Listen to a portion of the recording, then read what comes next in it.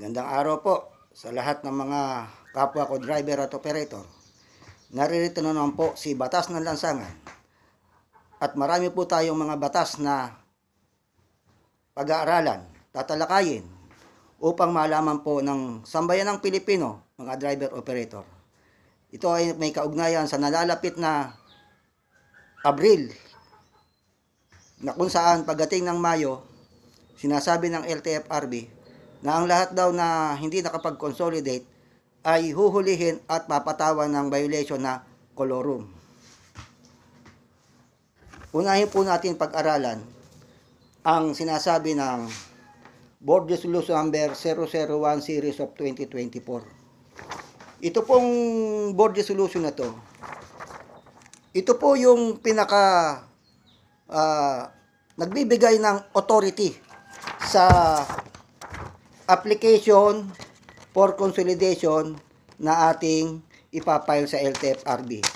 Kasi po, alinsunod po sa Board Resolution 001 Series of 2024, ito po ang sinasabi,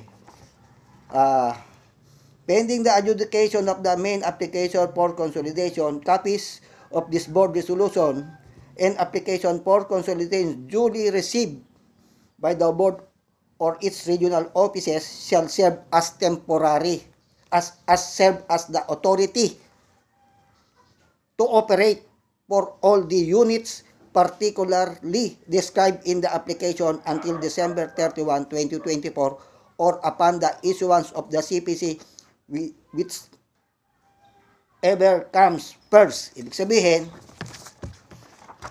ito ang ating application for consolidation. Binibigyan po ito ng kapangyarihan na tayo ay makapagbiyahe ng hanggang December 31, 2024. Ang nagbibigay po ng kapangyarihan yung Board Resolution 001 Series of 2024. Ibig sabihin, hindi po magbibigay na ng PA o Provisional Authority ang LTFRB. Ito na po yon para po sa kaalaman ng kalahatan.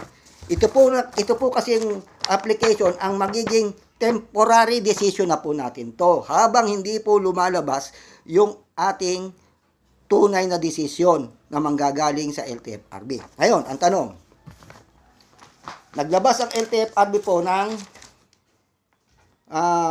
Memorandum Circular 2024-001 na kung saan sinasabi dito na withdrawal of membership, cooperative tsaka corporation. Ibig sabihin, pinapayagan ng LTFRB mag-withdraw daw yung mga nag-consolidate na nung una pa. Ngayon, ang tanong, kung ang sino bang mga individual operator ay nag-withdraw ng kanilang consolidation sa kooperatiba o sa korporasyon, ano ang mangyayari sa kanila? Sila ba ay makakabiyahe pa sa Mayo? Ito po ang sinasabi sa memorandum. Basahin po natin yung sinasabi sa kooperatiba. Ang sinasabi po dito, tatagalugin ko na lang po, mahaba. Kapag ang mga individual operators na nag-withdraw sa kooperatiba o sa korporasyon, ang kanilang mga prangkisa po ay hindi ibibigay ng LTFRB. Ang sinasabi po rito, ayan no CPC has been issued at the time of withdrawal. Malinaw po. Pag kayo ay sumapi sa kooperatiba o sa korporasyon, nag-consolidate, kayo ay nag-withdraw, yung inyong inaasahang Certificate of Public Convenience, hindi po ibibigay ng LTFRB. Ibig sabihin, hindi ka na ngayon pinahihintulutan pumasada. Halinaw po. Pag hindi ka pinahihintulutan pumasada, ang ibig sabihin doon, colorum ka kasi wala kang CPC. Okay? At kung ikaw naman ay nag-consolidate, ito na ngayon yung iyong authority para makapasada ka sa Mayo hanggang December 31, 2024. Yan po, pinapaliwanag ko po yan kasi may mga leader po kasi na hinihikayat ang kanilang mga members na mag-withdraw daw ng consolidation. Hindi nila binabasang mabuti yung application at saka yung board resolution at saka yung memorandum 2024-01 ng LTFRB na kung saan pag ikaw ay nag-withdraw ng iyong consolidation, wala kang CPC pangahawakan, wala kang application ng pangahawakan. Ibig sabihin, hindi ka na pinahihintulutan ng LTFRB pumasada. Pag hindi ka pinahihintulutan, ano ang tawag sa doon? Colorum daw ba? Yun ang sabi nila. Colorum daw. Sabi nila.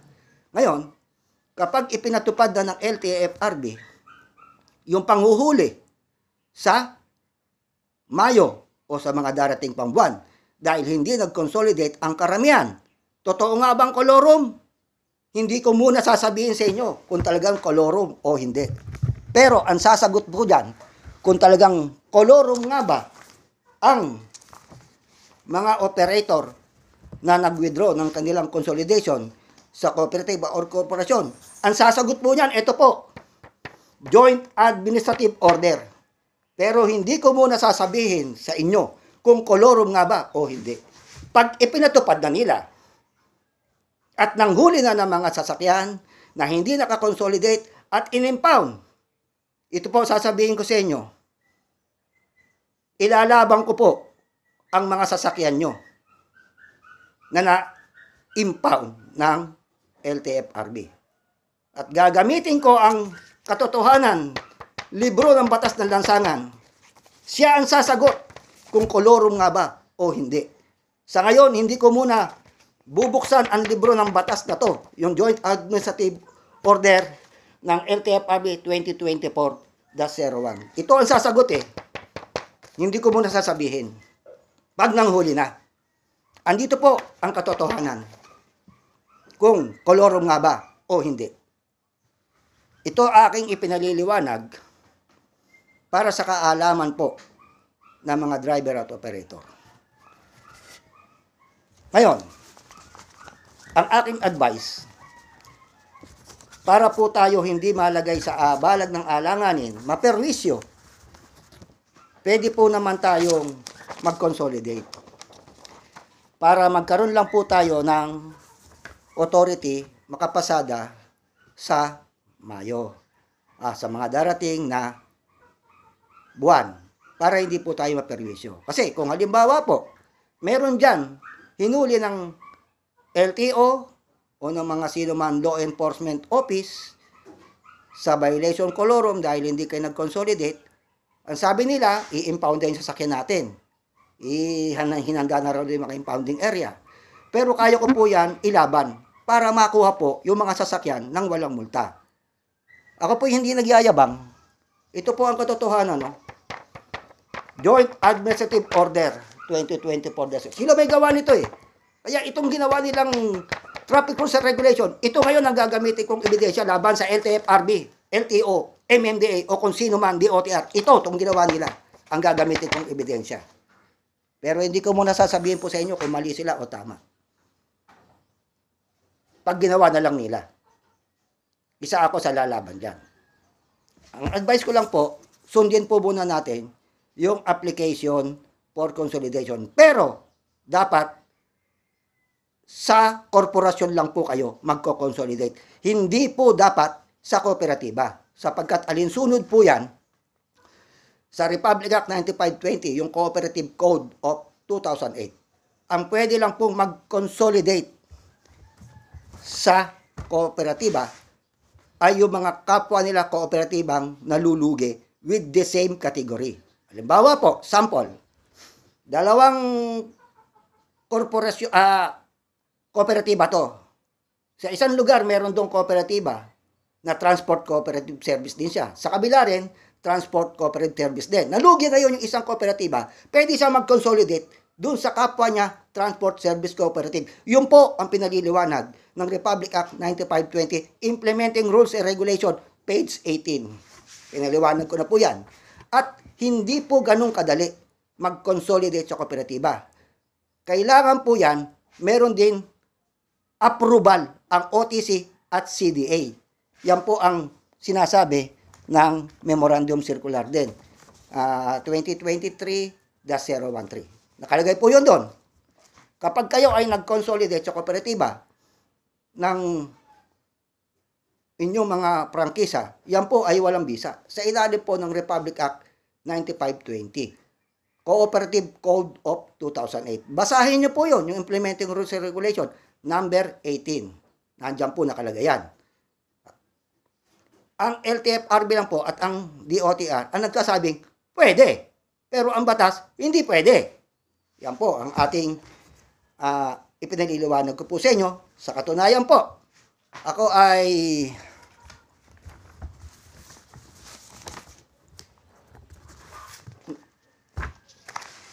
nagpunta sa DOTR at saka sa LTFRB. Nakausap ko po dyan si ASEX James Melad. At saka sa LTFRB naman, itong si Mr. Joel Bolano. Sinabi ko po sa kanila yan, na hindi pwedeng mag-consolidate ang traditional jeep o PUB ng kanilang prangkisa sa kooperatiba. Ang sagot po nila, hindi raw sila abogado. Pero, yung aking request letter kay Honorable Secretary Jaime Bautista, hindi po nila sinagot yun eh. At yung aking request letter din, doon sa kay Honorable LTFRB Chairman, Chepo Luguadis, hindi rin po nila sinagot yun. Kaya ano po ang ginawa ko? Dinemanda ko po sila, ito. Sinampahan ko po sila ng demanda sa Ombudsman. Ito po yon. Ayan po ang date. April 18, 2024. Sino-sino ang mga kinasuhan ko po dito? Si Secretary Jaime Bautista ng DOTR. Attorney Chopilo Guadis III, Chairman ng LTFRB. Attorney Mercy Jane Paraslenes, LTFRB Board Member. Engineer Risa T. Paches, LTFRB Board Member. At Attorney Roberto Peg, LTFRB Executive Director. Bakit ko po sila kinasuhan? Dahil yung aking request letter po ay kanilang binastos. Hindi po nila sinagot. Ito po yung request letter ko kay Chairman Chopilo Guadis III. Ito po ay November pa, 2023. Di ba sinabi ko po sa inyo, nakakasuhan ko siya, didemanda ko. Ito na po, dinimanda ko na sila. Ako po kasi ay hindi lumalaban ng patayo. Hindi po ako lumalaban ng kagaya ng mga grupong nag-i-strike. Hindi po. Lumalaban po ako ng paupo base sa mga legal documents. Yan po ako. Kasi, talakayin po natin ang ito po yung aking request letter naman kay Secretary Jaime Bautista na kaset ang dialogue ng December 18, hindi nila ako sinagot. Ang pinakausap po sa akin si Undersecretary James Melad. Pero nung sabihin ko po na ang traditional PUJ ay hindi pwede mag-consolidate sa kooperatiba, hindi po nila sasagot na mali ako. Ang sinagot, hindi raw sila abogado. Ako nga, hindi rin ako nakatapos ng abogasya. Isa lang akong ordinaryong driver-operator na ngayon ay pangulo ng Majoda Transport Association. Alam ko ang batas eh. Dapat higit sila, di ba? Di ba? Tama, mali. Ngayon, marami pa tayong pag-uusapan.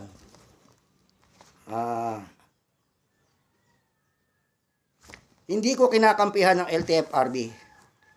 Pagkat kung kinakampihan ko ang LTFRB, hindi ko po sila ididemanda sa ombudsman. Ginagawa ko po ito sa ilalim po kasi ng ating batas. Tayo pong mga sibilyan ay mas higit ang ating kapangyarihan kaysa sa mga government official ng gobyerno. Sapagkat ang sabi ng batas, civilian authority is at all times supreme than police and military and all government official and employee. Pwede po natin silang utusan through by a letter of request. Dahil sa dumating na ang period, lapse ng 15 days, hindi sila sumagot sa akin, yun na po, liable na po sila sa kasong kriminal tsaka administrative. Oh. Ang kasong isinampa ko po sa kanila, yung violation ng Republic Act 3019 Section 3 letter F. Doon po kila DOTR Secretary Jaime Bautista at saka kila LTFRB Chairman Chepulo Guadis III at saka yung mga board member po niya. Lahat po sila sinampahan ko po ng kaso sa LTFRB. Yan po ang kinaso ko sa nila, yung pong violation of Republic Act 3019 Section 3 letter F. Yan po ay isang uri ng katiwalian. Sabi po ng batas. Hindi po ako nagsasabi, batas po nagsasabi niyan. Tsaka kasong grave misconduct. Kasi ang sabi ng batas, misconduct is grave if involved any additional element of corruption, willful intent to violate the laws or disregard established laws. Dinisregard po nila Dinisregard nila yung ating saligang batas. Dinisregard nila yung Republic Act 9520, yung Cooperative Code of 2008. Pinipilit kasi nila na yung mga private individual operators mag-consolidate sa kooperatiba o kaya sa korporasyon. Ang sinasabi ng batas nga, sa Executive Order 125 as amended, ang pwede lang sumali sa programa ng gobyerno ay yung government offices, organization, at association. Korporasyon lang pwede. Yon ang sinasabi. Wala pong sinasabi doon na pwedeng sumali sa programa ng gobyerno ang kooperatiba. Wala po. Sa Republic Act 9520, wala din po. Inuulit ko po sa inyo yan. Sinabi ko na rin po yan sa LTFRB NCR. Nag-hearing kami ron. Sinabi ko po yan na mag-hearing kami. Sumulat na rin ako kay LTFRB Regional Director Sona Tamayo. Na mag-hearing po kami dyan. Sa oras ng hearing, sinabi ko po yan kay Attorney Visconde na hindi pwedeng mag-consolidate ang traditional jeep PUB sa kooperatiba. Walang provision sa Republic Act 9520. Ang pwede lang mag-consolidate yung kapwa nila kooperatiba. Hindi po nasabi ni Attorney Visconde na mali ako. Dala ko yung libro ng batas ng katotohanan yan po. Kaya tayo, kung magko-consolidate po kayo, dun sa tama yung binaback up ng ating batas. Para sa bandang huli, ay magiging kaaya-aya at wala kayong nalalabag na batas. Kasi kung magko-consolidate po kayo sa kooperatiba, nilalabag nyo na rin yung batas. Yung Republic Act 9520. Nilalabag nyo rin. Kasi nga, hindi ka nga po pwede, ba't pumasok ka ron? Yung kooperatiba man, tinanggap ka, pareho po kayo magkakaroon ng violation sa batas. Ngayon, kung ikaw ay magrereklamo, sasabihin mo, ginanito ka ng kooperatiba, winalangya ka, hindi binibigay yung parte mo, maaaring hindi ka pa rin manalo sa korte. Kasi, sabi ng court, alam mo palang mali, ba't pumasok ka? Kita nyo na? Alam mo palang bawal hindi ka pala pwede, ba't pumasok ka? Tapos ngayon, nagreklamo ka. Paano ka ngayon kakampihan ng hukuman? Nilabag mo rin ng batas. Kaya ngayon pa lang, sinasabi ko na po sa inyo ang katotohanan. Yan po sa atin. Ngayon, dumako po tayo doon sa saligang batas. Basahin po natin yung sinasabi ng saligang batas sa Article 3, Section 4. May sinasabi po ang saligang batas sa Article 3, Section 4. Bigyan po. At medyo, ito po. Yan. 1987 Konstitusyon ng Republika ng Pilipinas. Article 3, Bill of Rights, Section 4. buksan po natin ang sinasaad ng saligang batas. Ito ay may kaugnayan doon sa mga grupo na nagsasagawa ng transport strike. Tingnan po natin kung yung sinasabing transport strike ay binaback up ba ng saligang batas. Tingnan po natin kung ano ang sinasabi ng saligang batas. Kung yan ba'y tama o may nagawang violation ang mga welgista.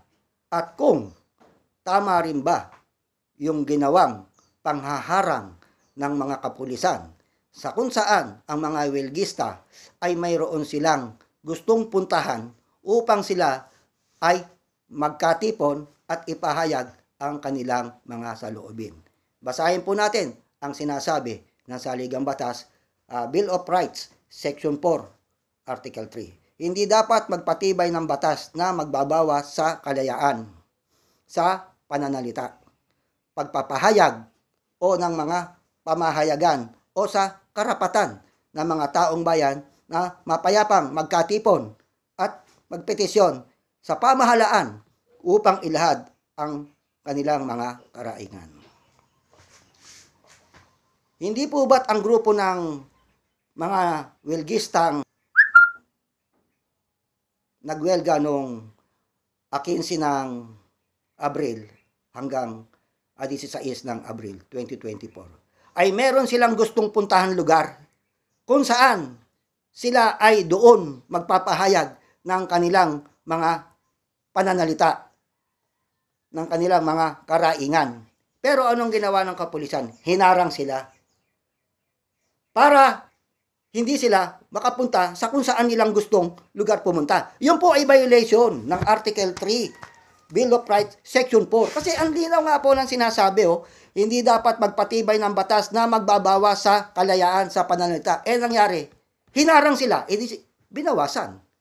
Binawasan ng kapulisan ang kanilang karapatan upang sila ay mapayapang magkatipon sa isang lugar kung saan nila gustong ipahayag ang kanilang mga karaingan. Sa aking pananaw, nilabag ng kapulisan ang Article 3, Section 4, Bill of Rights ng saligang batas. Pero, sa nakita kong pangyayari, nagkaroon din ng violation ang mga welgista. Ano ang violation? Sapagkat meron pong requirements na hinihingi ang saligang batas. Ano yung requirements na hinihingi ng saligang batas? Ang sabi, mapayapang magkatipon. Ang tanong, naging mapayapa ba yung pagkakatipon ng mga welgista? Nung hinarang sila ng mga kapulisan, anong ginawa nila? Yung mobile ng pulis, iniyuyug-yug. Yung pagyug-yug na yun, meron pa yatang mga, kung ano pang mga ginawa. Yan po ay matatawag na kaguluhan. Hindi po yan mapayapa. Pag sinabing mapayapa, dapat hindi ka gagawa ng eskandalo sa kalsada. O wala kang intensyon sirain ang government property. Yung pagyugyug po ng mga welgista sa police mobile, ang intensyon sirain ang sasakyan. Kapag ikaw ay nanira ng government property, ikaw ay pwedeng tawaging terorista. Alinsunod po yan sa Anti-Terrorism Act of 2020, Republic Act 11479. Ang sinasabi kasi sa batas na yon, kapag ikaw ay nakasira ng anumang government property, yan ay gawain ng terorista. So, sa madaling salita, ang mga kapulisan, nilabag din ang Bill of Rights Section 4. Nilabag din ang mga welgista ang Bill of Rights Section 4. Wala pong panalo sa kanila. Wala pong tama. Pareho po silang may violation. Hindi ko po kinakampihan ang LTFRB. Hindi ko kinakampihan ang kapulisan. Hindi ko kinakampihan ang mga kapwa ko driver operator. Ako ay bumabase lamang sa libro ng saligang batas. Nakita ko kasi yung requirement ng saligang batas, hindi po napanatili ng mga welgista. At yung requirements naman na sabing hindi dapat magpatibay ng batas na magbabawas sa kalayaan sa pananalita. Ang ginawa ng pulis, sila ay mga law enforcer, ang ginawa nila, hinarang yung welgista. para hindi makapunta sa kung saan nila gusto, labag sa saligang batas.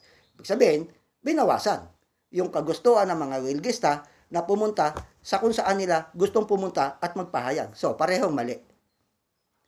Hindi ko rin kinakampihan ng LTFRB. Dahil kinakampihan ko ng LTFRB, hindi ko sila ididemanda.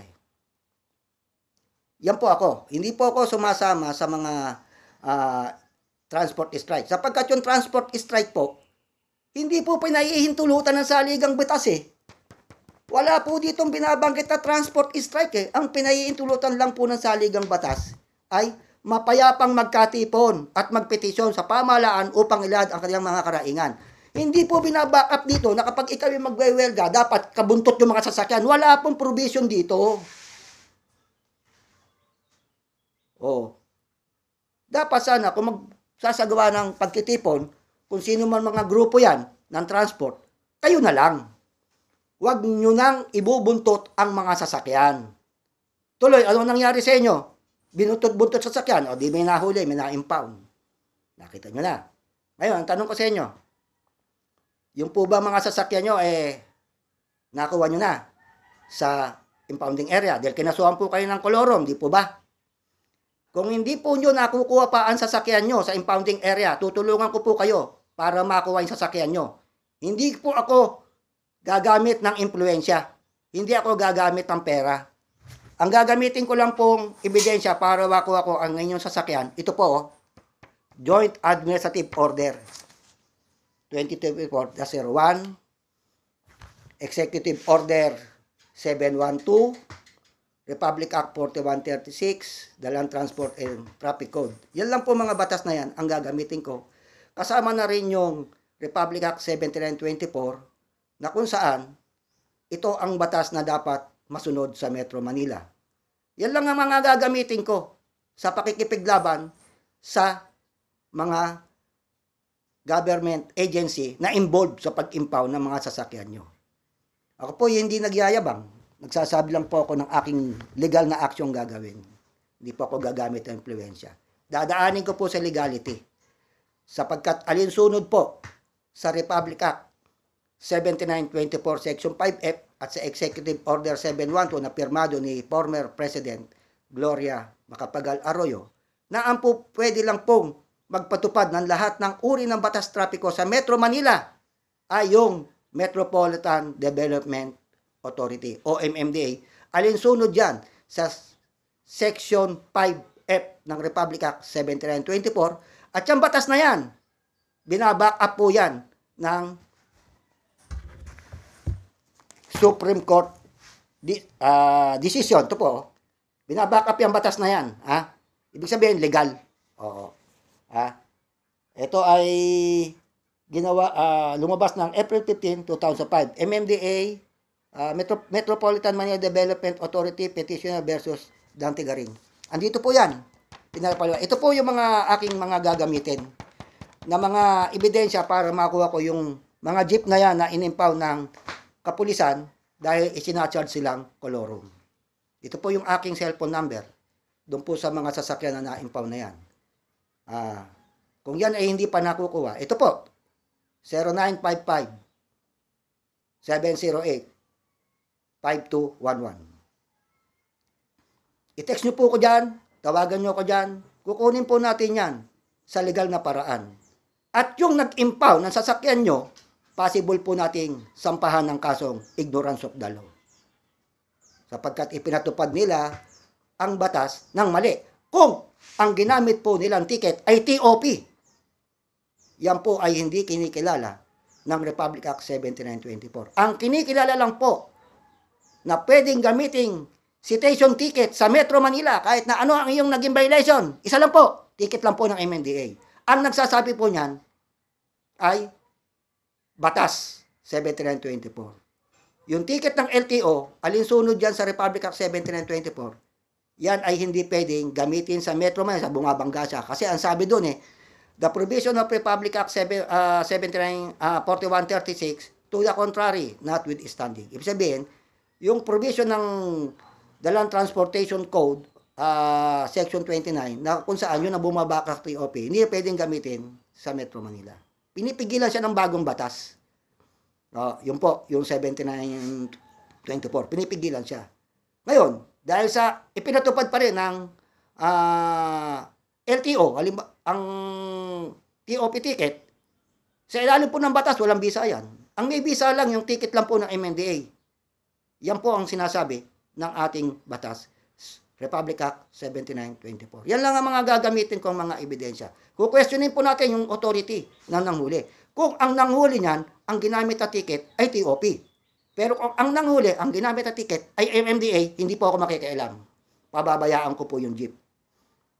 Sapagkat yun po ang legal na ticket na pwedeng gamitin.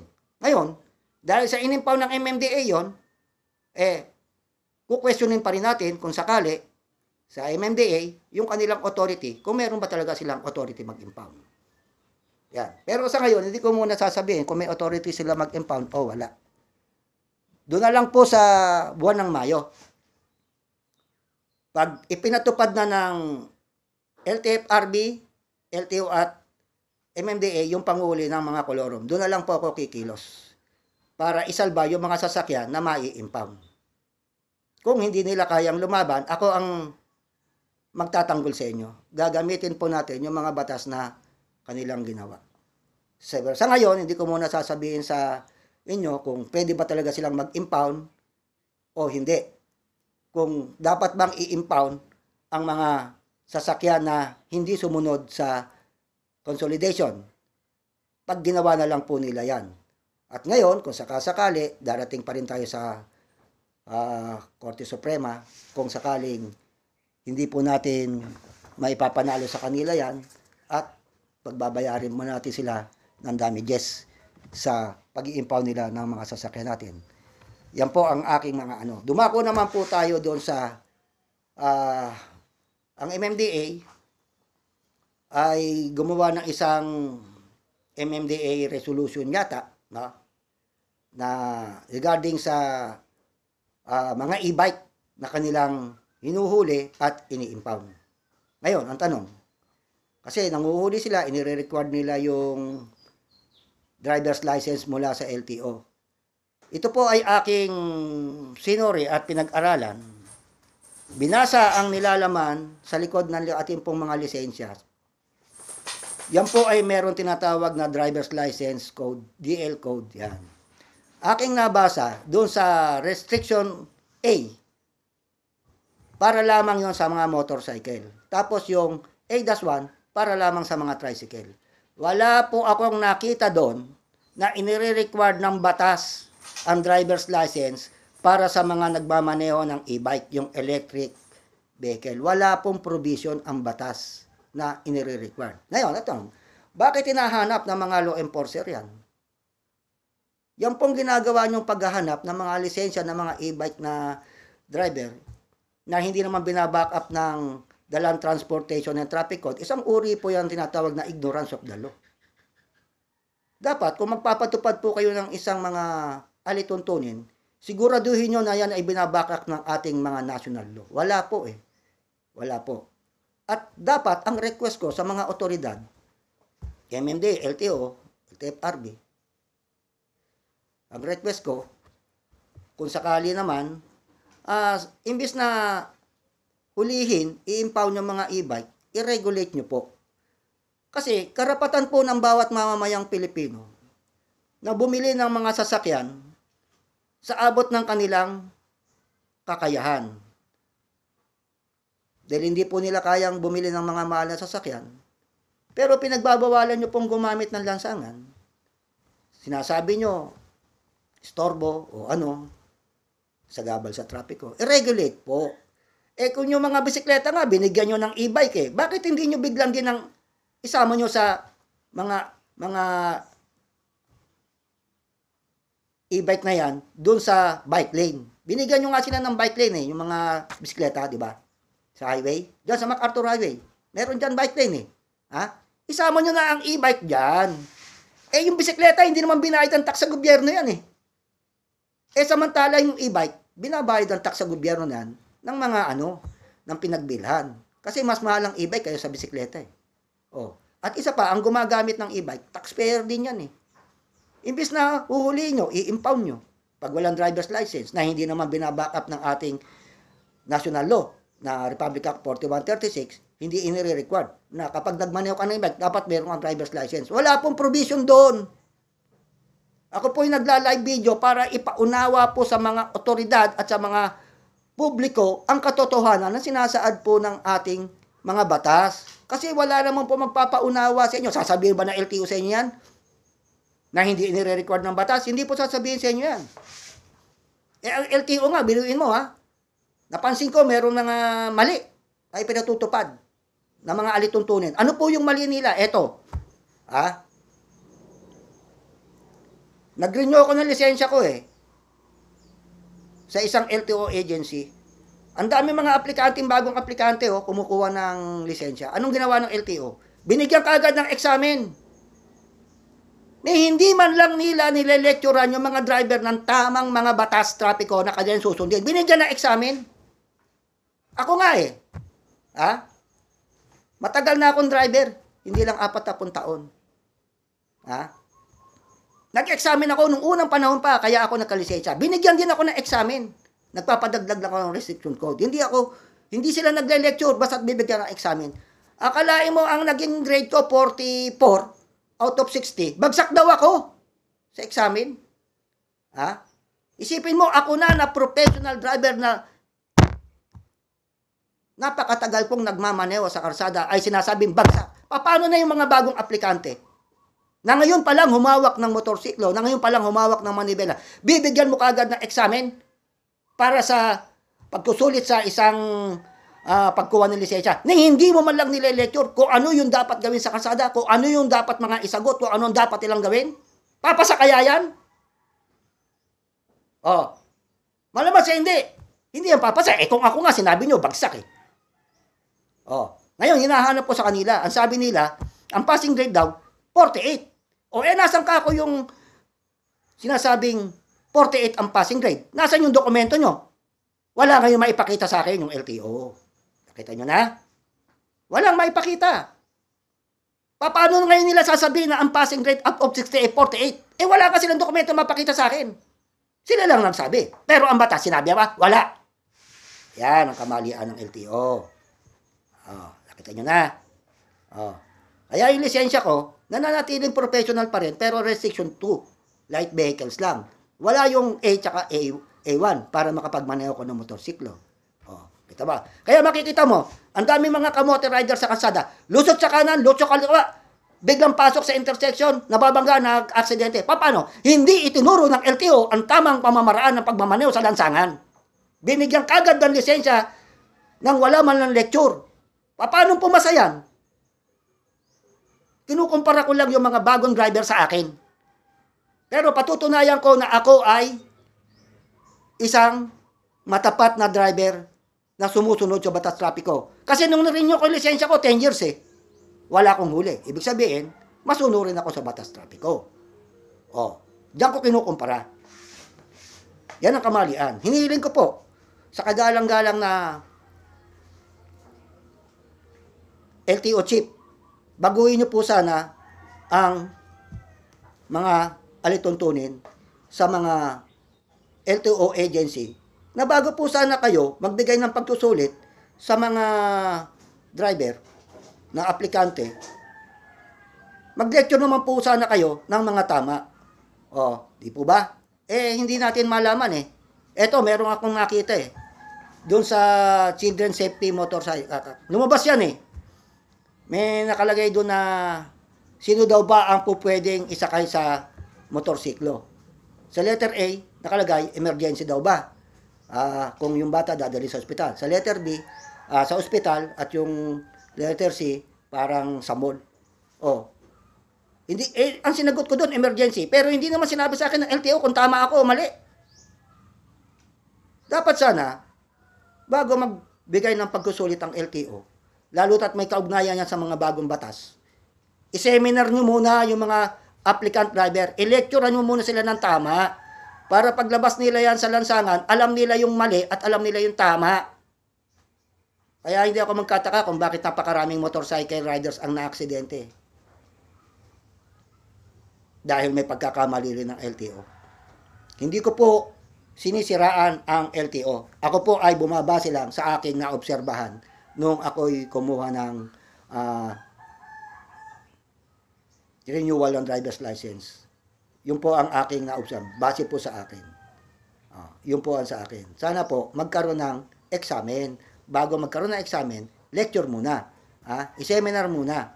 Bago magkaroon ng examen. At kapag bumagsak sa examen ang applicant driver, bigyan nyo uli ng pagkusulit. Pero, lecturean nyo uli. Ituro nyo uli na, boss, Brad, kaibigan, ang mali mo, eto, mali ka dito sa number ganito, mali ka sa number ganyan, dapat, ang ano dyan, ang tama dyan, ganito. O di matututo yung mga applicant driver, alam niya yung mali na, ituro sa kanya eh, maitutuwid. Paano maitutuwid yung mali niya? Hindi nyo naman sinasabi kung saan siya nagkamali. Hindi ba tayo, bago tayo tumungtong ng high school, college, dumaan tayo sa grade 1, ang ating mga guro, hindi ba't nagtuturo yan, nagle-lecture yan? Nilecturean muna ang estudyante, ang kanyang pupils, bago magbibigay ng pagkusulit. At sa pagkusulit, makikita mo kung saan ka nagkamali. Dapat ganon. Hindi basta lang sasabihin, ang score mo, 44. Ang mali mo, 16. Saan nga ako nagkamali? Alam ko, tama. Wala mo maipakita sa akin kung saan nagkamali. Kasi nga, computer eh. O doon ang mali. Dapat, piniprint nila yon. I-print nila yung examen ng mga student driver na yan, na nag-a-apply ng lisensya, para ma-review ng mga driver na nag-apply kung saan siya nagkamali at maituwid. Pag naituwid, di magiging matuwid na siya magmaneho sa lansangan. Tama, mali. Kayo po umusga kung mali yung aking komentaryo. Yan po ang aking mga pamamahayag. Marami pong salamat.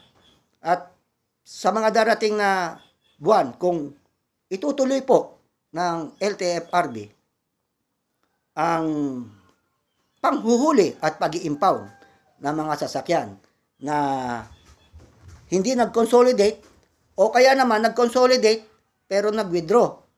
Kung yan po'y mai-impound, sangkatutak yung impound na yan, lalabanan ko po.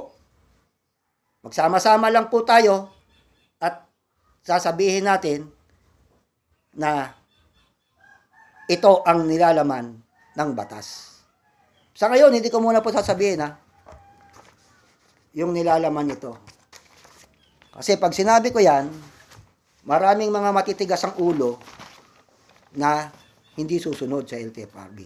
Sumunod po muna tayo sapagkat sa loob ng 5 taon, 5 taon po mula ngayon, marami pong pagbabagong mangyayari. Sa loob ng 5 taon, pwede tayong pumasada bilang traditional jeep na hindi tayo magmo-modernize ng ating jeep. Pwede po yun. Sapagkat hindi naman po tayo karakarakang nire-required ng LTFRB na, hoy, nag-consolidate ka, bukas sa 1 linggo, sa 1 buwan, modernize ka ng jeep. Wala naman po memorandum na ganun eh. Ang memorandum lang na lumalabas, mag-consolidate. O di mag-consolidate tayo, wala naman problema kung sakasakali. Pero sa korporasyon, wag sa kooperatiba. Kasi pag sa kooperatiba, hindi nga po binabackup yan ng Cooperative Code of 2008. Yan po ay katotohanan ng sinasabi ko sa inyo. Yan po ang sa atin. Hanggang dito na lamang po ang aking mga maipapahayag sa publiko. Ako po ay humihingi ng dispensa kay Secretary Jaime Bautista, Chopilo Guadis III, at saka mga board member ng LTFRB na nabanggit ko ang inyong mga pangalan dito sa akin live video na ako ay nagsampa ng demanda sa inyong criminal administrative. Hindi ko po layunin sirain ang inyong reputasyon. Ako po ay nag-uulat lamang sa publiko ng aking legal na aksyon. Kasi nga po, ako nga po ay hindi mahilig sumama sa mga welga-welga ng ganyan ng transport. Sapagkat kasi, yung pagwewelga po ng transport, marami po kasi tayong napeperwisyon tao. Unang-una po dyan yung mga mananakay, ang ating gobyerno, napeperwisyo ang pag-usad ng ating ekonomiya kapag tumigil ang mga tsuper sa pagmamaneho sa lansangan. Ayoko po sumama kasi ayoko po makaperwisyo sa kapwa ko eh. Ayoko pong makaperwisyo sa gobyerno. Kung may mga grupo man na gumagawa ng ganyan, ang advice ko lang, panatilihin nyo pong mapayapa ang inyong protesta. At ang gagamitin nyo pong terms, wag nyo pong gagamitin terms yung salitang transport strike, sapagkat yung transport strike, hindi po yan binabackup ng saligang batas. Wala pong provision sa saligang batas yung transport strike doon sa Section 4. Ang sinasabi lang po doon, nuuli ko, mapayapang magkatipon upang ipahayag ang mga saloobin, yung mga gusto natin hilingin sa gobyerno. Yun po ang sinasabi sa Section 4. Wala pong salitang transport strike, wala po sinasabing isama niyo ang makasakayan. Wala po yan. Ako lang, ayoko lang mag-comment sa mga otoridad. Baka mangyari kung sakaling kasi sa aking pananaw, pagka ganyan, hindi maganda yung ganun sistema. Advice ko lang po ito sa mga nagkasagawa ng welga, kasagawa ng petition, na wag naman po niyong mamasamain ang aking advice. Dito po, itinutuwid ko lamang po ang mga welgistang operator driver para po hindi po kayo malagay sa balag ng alanganin, makasuhan at makulong. Huwag nyo pong gagamitin ang salitang transport strike. Sapagkat pag sinabi yung transport strike, sa aking pananaw, parang isang paglaban o pag-aaklas sa gobyerno. Sa aking pong pananaw, yung transport strike. Dapat, ang terminong gagamitin nyo po, protesta. Sapagkat yung protesta, yun lang po ang binaback up ng Article 3, Section 4, Bill of Rights. Yun lang po ang binaback up. At marami pong salamat sa mga nakapanood ng bidyong ito. Inaasahan ko po na ang aking mga ipinahayag ngayong umaga,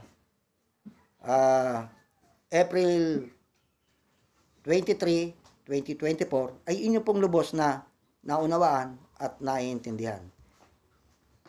Asahan nyo po na si Batas ng Lansangan ay laging gagabay sa inyo, tutulong ng walang hihinging kapalit. Marami pong salamat. Halina't magdasal po tayo ng kaunti para sa ating Panginoon. Sa ngalaman ng Anak, Diyos po Santo. Ama namin Diyos na makapangyarihan sa lahat. Salamat po ng marami po sa patuloy mo pong paggabay sa amin, sa patuloy mong pagbibigay sa amin ng buhay at lakas, pagbibigay ng maliwanag na paningin.